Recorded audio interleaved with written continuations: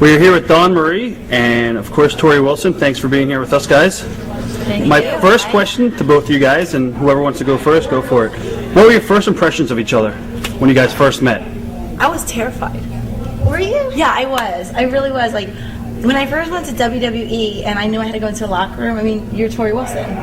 You know what I mean? And I'm being really honest. And I was just this outsider, and I knew that ECW wasn't really going to be very welcomed.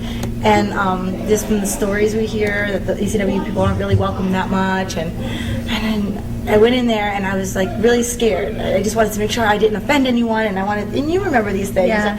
Like I just wanted to fit in so bad, because I wanted to be there so bad. But then at the same time, I was nervous and I was excited, and but at the same time, I just didn't want to screw up because I didn't know each individual personality. So I mean, you're Torrie, you know, and like I watched you guys, and I always thought you were beautiful. And well, it's hard going into any new environment like that too. It's really intimidating. Yeah, I remember. Do you remember this one time when we did the Divas Undressed, right? And they made me do the topless scene, kind of when I turned around, and it was really camera. Oh yeah. It looked. You knew I was topless, but we kind of turned around and just kind of missed the camera. And I remember I went up to you first. I'm like, oh, did I offend anyone? How did I offend you? I'm so sorry. I'm just doing what I'm told. Do you remember that? And you're like, don't worry about it. I do remember. I'm like, wow, that's so nice. You just asked me for my opinion on something. Wow, someone actually asked me.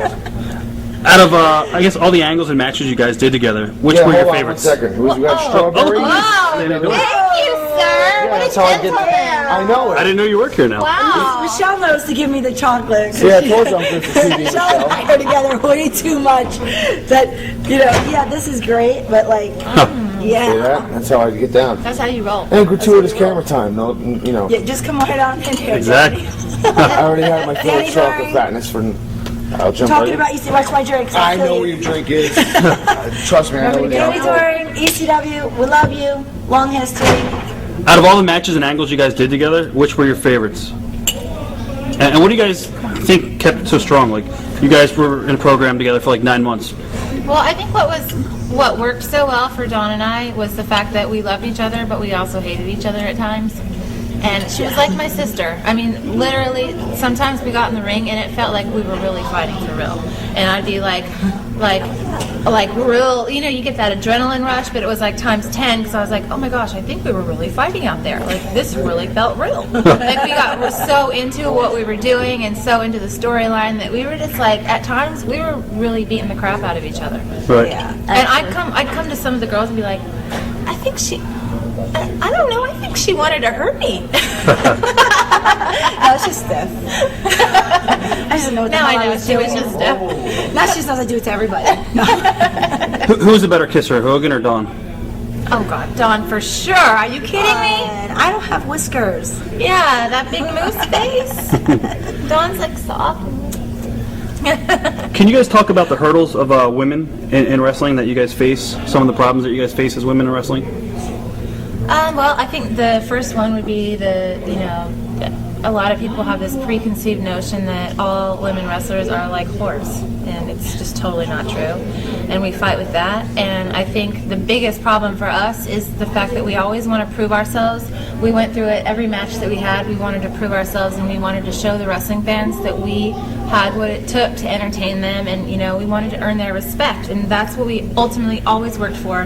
But WWE and whoever else, they always throw us these little pudding matches, eggnog matches, lingerie matches, and it's really, really hard to prove yourself in a match Take it like serious. that. Yeah. No, I agree with Torrie. I think that that's definitely something that we're challenged with. And though we had to get in there, people don't realize how hard we used to train. We would go in the ring every day and train. It was mandatory, 2-3 hours a day. Not only did we kick each other's asses in the ring during a match, we basically kicked each other's asses in practice because we had to learn on each other. So it was really hard, but it's just that when you put so much effort into trying and practicing and beating the crap out of each other and hurting, and then they say, okay, you're ready for a pudding match? Well, why did I just practice for the last 9 hours, this week? It's really disappointing, and then you hear the feedback, and they're like, oh, they're just good for TNA matches or whatever, and they just have no idea the stuff that we are capable of doing and the stuff that we did in the arenas. And some of the guys were like, "Oh my gosh, you can do that!"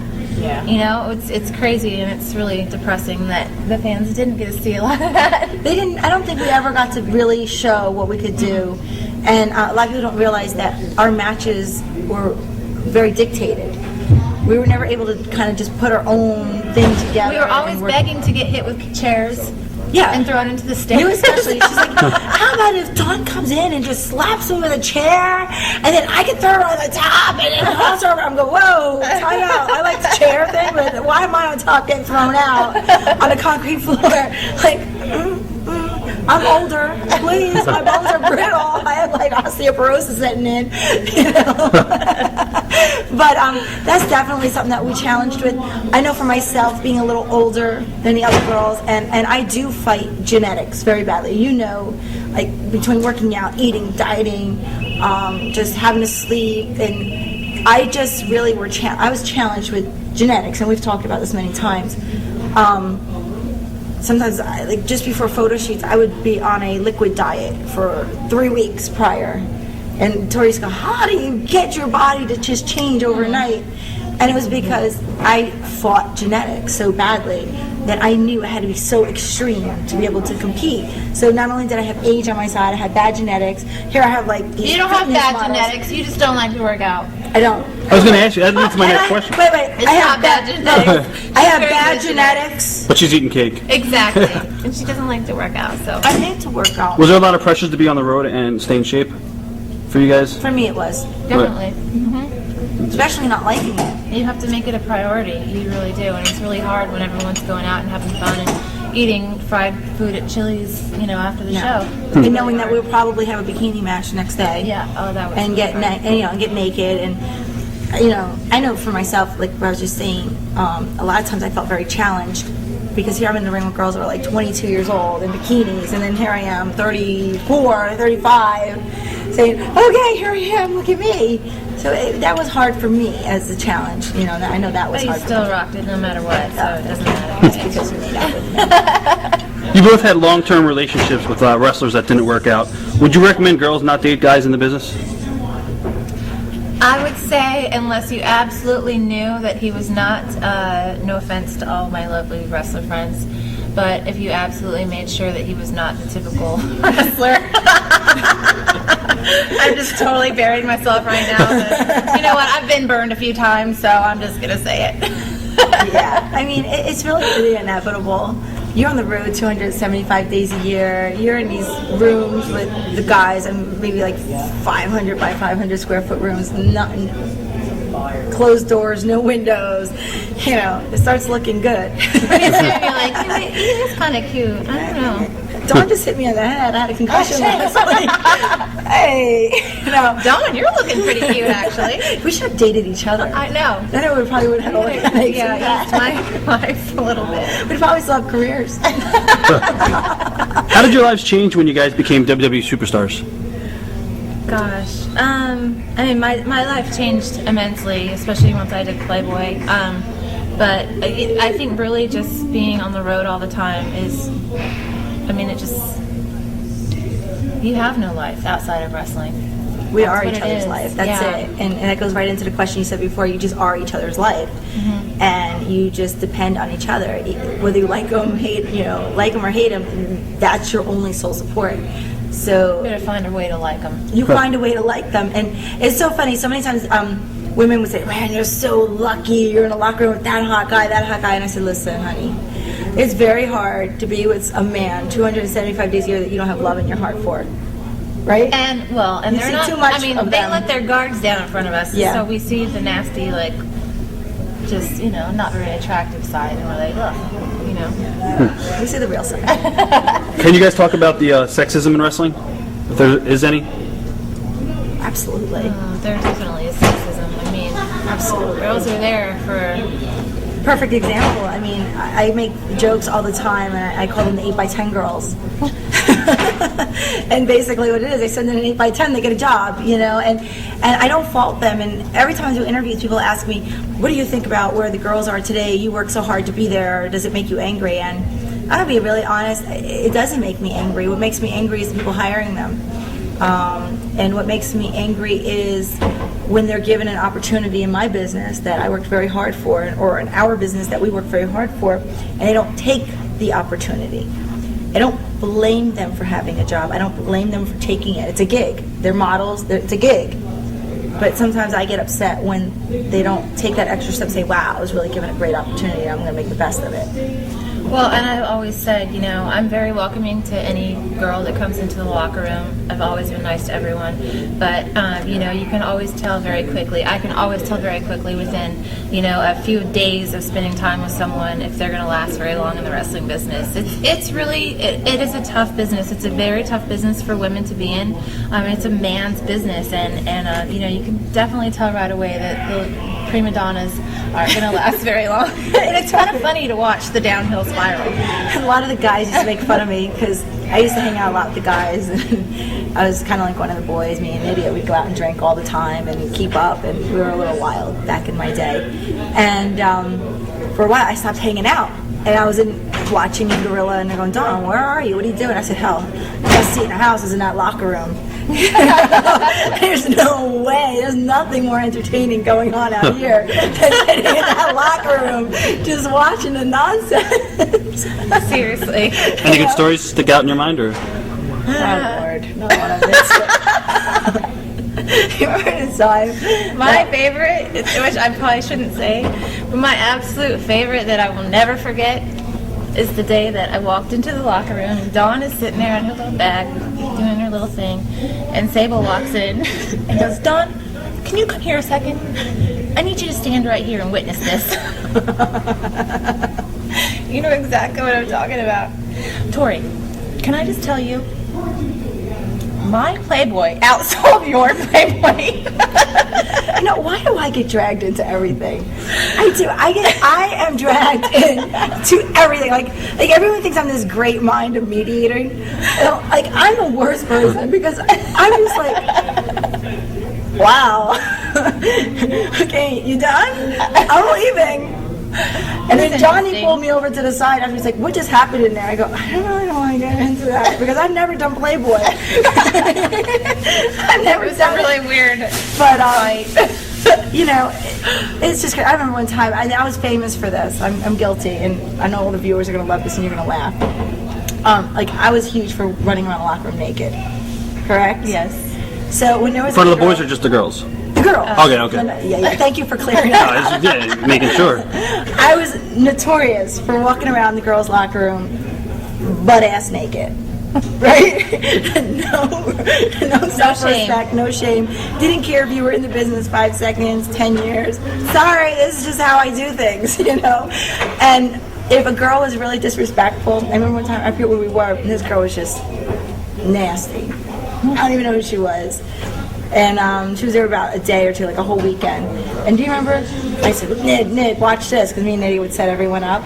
So Nid would start talking to her, and she's sitting there, and then I would bend over. Oh, I just dropped my drink. It's okay. Sorry, Torrie, don't hate me. Don't stiff me. And I would bend over, like not even bending my knees, like getting into my bag. So like say this was her, and then my bag was over there, and I would bend over, like spread eagle into my bag, and then I would turn her over and go, oh, excuse me, I hope I didn't offend you. And that's probably me that you were doing that too. No, I'm just kidding, I would remember that. And then the other funny story was Nydia. How about when she used to always steal my soap in the shower?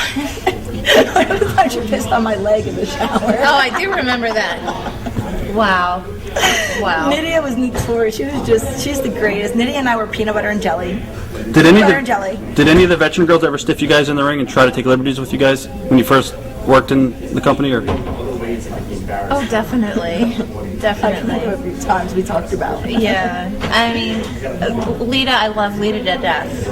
We became friends later, but, in the beginning, she stiffed Stacy Kubler and I quite a few times. A couple others, too, I know. Yeah. Talked about, yeah. Did you guys like working as heels or baby faces better? Heel. I liked working as a heel, but it never worked out for very long. How can you be a heel? You're just, come on. Like, I'll get you. She used to say it all the time. We would try to talk over through. She's like, well, maybe we could do this. And she'd have like this whole 3-month plan going on. And then I'll turn heel. And I would just go, okay, I just stopped listening. This is like, first of all, I can't be a babyface. I think I tried it once with ECW for about a week.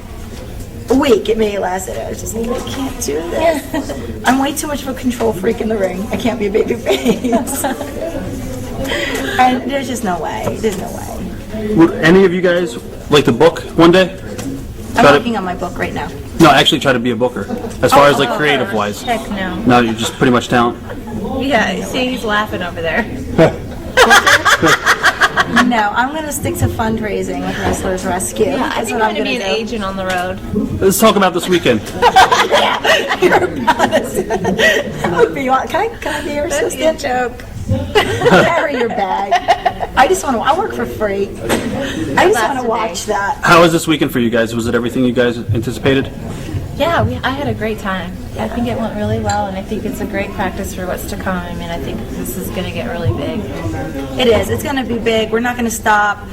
Torrie and I are back together. We're working hard, and we're going to change a lot of things together. And everybody that's involved, our alumni, our musicians, our reality stars, Hollywood, everyone just come out and just showed support and love. And how can it not be successful? I mean, the first one should have been a flop. Do you think this will change the business forever? Absolutely. Do you think that Vince might see this and feel threatened and maybe make a policy change? Or do you think that he'll never do that because he doesn't need to? That's not where my focus is. I don't care. even think we're I don't thinking care what he about does. Right. I honestly, Just trying to always help people. yeah, like my focus is not even anything near WWE. Or I would love nothing more than to be soldiers. James Harden, shoulder to shoulder with TNA on one side and WWE on the other. Right. Just because these are our fallen heroes, our fallen soldiers, and there's no reason why for this individual cause that we can't be together. You know, yes, we all compete and their ratings and all that stuff, but the bottom line is these are human beings, and people need to put all that nonsense aside and help those who have passed through all of these people's doors at one point or another. And many people have made livings off of them, including themselves. But it doesn't take but 2 seconds to just give a little support. That's all. Any good Vince stories? I love Vince. He cracks me up. You see him walking down the hall and I just want to laugh. He's just funny to me. Yeah, he's really a great guy. I have to tell you, believe me, I think he's a funny guy. I have nothing but respect for him. I mean, how many presidents of a company or owner of a company can you knock on the door at any moment and say, hey, can I talk to you? I mean, honestly, have you ever knocked on his door and him say, no, Torrie, I don't have time to talk to you? I mean, he may not give us an hour. He may not give us 15 minutes. He'll give us 5-10 minutes, listen to our cause, either nip it in the bud, send us to who we need to talk to, or say, hey, book a meeting. But, I mean, I have nothing but respect for them. They work very hard, and, you know, I would love nothing more than for us all to work together. The funniest Vince story, though, I have to tell you, was when we did something in San Diego. We did some bikini, obviously, some bikini thing, lingerie thing. And I knocked on the door to talk to Vince about something, and there he was on this exercise bike, and he was in his underwear. No way. They let me in, like Larry and all them were in the room, and he's like on his bike, and I had to like, yeah, Vince, I have to ask you a question. Like, how do I not look down? Honestly, I don't care who you are, gay, straight, it don't matter. Like, it's Vince McMahon on an exercise bike. How do you not just go, or just curious? I mean, come on, I don't care. It's Vince McMahon. You know what I mean? And it's just, that's how human, I mean, I'm just saying not to make fun of him, but it's just how human he really is. That it's just, you know, yeah, he runs this huge company, but yeah, he's still one of the boys, and he'll be in a locker room, and I didn't take offense, I thought it was hysterical. That's awesome. Craziest thing a fan has given either of you guys? Craziest what? Item a fan has given to you guys? Besides flowers and candy and all that crap. Underwear. I've gotten underwear. Like, You did? yeah, like thongs, like they think I'm going to wear them or something. Wow, that's pretty freaky. That's freaky. Kind of pretty. I don't know. I Yeah, didn't it's a really little think it was weird. that weird though. I just kind of, you know. That's why she'll always be a face. Do you guys think that things will be harder, easier, or the same for women in the WWE if and when Stephanie completely takes over? I think they'll be better. I think Stephanie's always been a big advocate for the women. She's always pushed for us. Yeah, she definitely did, and I wouldn't have been the heel that I was able to be if she didn't take the time individually and teach me and help me. And I'll tell you a story about Stephanie. When I used to be with ECW, I played a very ditzy character, and when I went to WWE, they did not want me to play the ditzy character, and Stephanie felt very strong about she didn't want to portray women as being ditzy and dumb and weak, or she wanted her women to be beautiful and strong and athletic and. Let's create a different character that's going to be entertaining, but yet, reflect all these wonderful things that women are and what she is. I mean, she's a strong individual that uses her brain. No one's going to tell her any different. So, I mean, she tries to make her women look like that too. Now that you guys are no longer in WWE, how's your lives changed? Would you say that, obviously you have more free time to yourselves and so you can concentrate on outside projects. Do you guys miss being on the road and missing the touring and all that, or is this a breath of fresh air? No, not really. I mean, sometimes I miss, performing in front of the crowds and feeling that energy and some of the people I traveled with, but for the most part, I am enjoying my life right now. I mean, traveling for 8 years straight, 250 days minimum per year, I just had no life, and I just was longing for the longest time. On 4th of July we'd be gone, or barbecues, I'd miss all this stuff, and it's really nice to be home and be able to plan stuff. Yeah, I know for myself, I didn't come from a very large family. I didn't have a lot of family life, so it was really important to me, and now I have a family, and that's like the best gift in the world. Favorite bookers you guys like to work with? Was it Paul Heyman for you guys, or? Paul Heyman, hands down. I loved working with everyone I worked. I mean, you had such a strong relationship, but I mean, I guess the best storyline I had was with Paul Heyman. Right. Well, because he booked our whole saga. It's just Paul has this gift of just making intricate details and swerves, and he's just so ingenious and like almost devious, and he makes the storylines almost very devious and interactive and twists and turns, and just when you think one thing, it like turns it the other way, and I think our saga was very, very Paul Heyman. I was going to ask you about that. Did you guys have a lot of input with Paul? And could you go to Paul and approach him and say, let's try this, or was it pretty much my way or the highway? I don't think it was my way or the highway. I mean, I didn't really ever We never argue challenged with it. anything. Yeah. But he was really good about pulling us to the side and being like, okay, this is exactly like, this is what you're thinking when you're saying this, and getting so immersed into our character, and it was just so helpful, Did you enjoy doing the whole angle with Torrie and the dad? And It was awkward. I was going to, yeah. It was For you, so it was really awkward to be with my dad. Awkward. I mean, I had to kiss her father and then go over and go, bye, Torrie.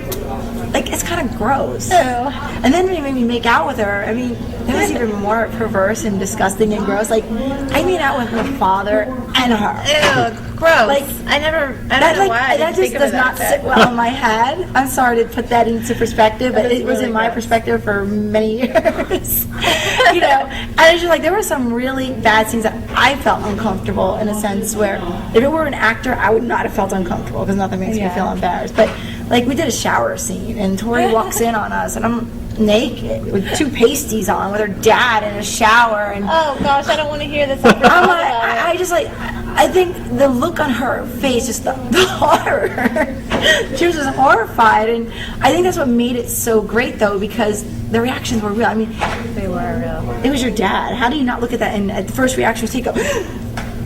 Even I don't care what kind of great actress you are. I mean, just there is shock value to seeing this. You don't want to see your parents do certain things, which I'm sorry I had to do them with him. But we love Al. It's okay. Can He we have misses him? you. Every time I talk I to love him, him. he talks about you. So. We'll have to bring him out to April. Yeah. He'd be over. Al Wilson. He'd be over. He would be. He is so freaking over. 13 years later, people stop me in the airport and go, "You married that Al guy? What's your name?" I'm like, "Hello." I guess in conclusion, is there anything you guys want to say to each other while we have the tape rolling that you haven't had a chance to say before? I would like to say that Dawn and I, we had such a up and down relationship, but I'm gonna cry. I've always respected you and loved working with you, and I had so much fun in our storyline, even though we really were at each other's throats, and it was real at many points. But we lost touch for quite a long time after you left the company, and I'm so glad that we got back in touch with each other, and I'm really excited that you called me about all this. Thank you. And we are going to seriously make some changes. We are, and I have to say, I told you that day on the phone when I finally found you, thanks to Michelle again. I always loved you completely, and even though we had some ups and downs and twists and turns, I always knew where it was coming from, and I never, ever, ever judged you, thought less of you. I loved you with all my heart, and I always will, and I will go to the end of the earth for you. And I mean that. I truly do. And I love you to death. And you know what? I wouldn't have had the career if you weren't there. Our storyline made both of us. It really did. So glad it was a year long. I know, right? When was the last time WWE ever had a year long? I know. Suck. And we were talking. We were our ratings are high. Yeah. I know some of the guys were getting pissed because we were always fifth segment for a while. And they were like, why are they being fifth segment? Because that's usually the highest rated segment. What are your views on TNA girls? Last question. Gosh, they're awesome. I haven't watched a lot of TNA, but the few times that I have, I can't believe it. I'm, having back surgery, I watch them taking these bombs, and I'm like, oh my gosh, what are you thinking? Seriously? How much are you getting paid to do that? Wait, who does that sound like now? These girls used to want to go wrestle all the time. I'm like, we're having a house show. Our bodies we don't need to do that. We don't need to do that. And they're like, Dawn's being lazy. She just doesn't want to. I'm like, I'm home. But we got through it, and I'm just so happy that we're here today working together, and we're just gonna we took the world by storm back then, but now we're gonna do it again. Yep. In a different way. Thanks, guys, for being here with us, and hope to see you again soon. Thank you. Cool.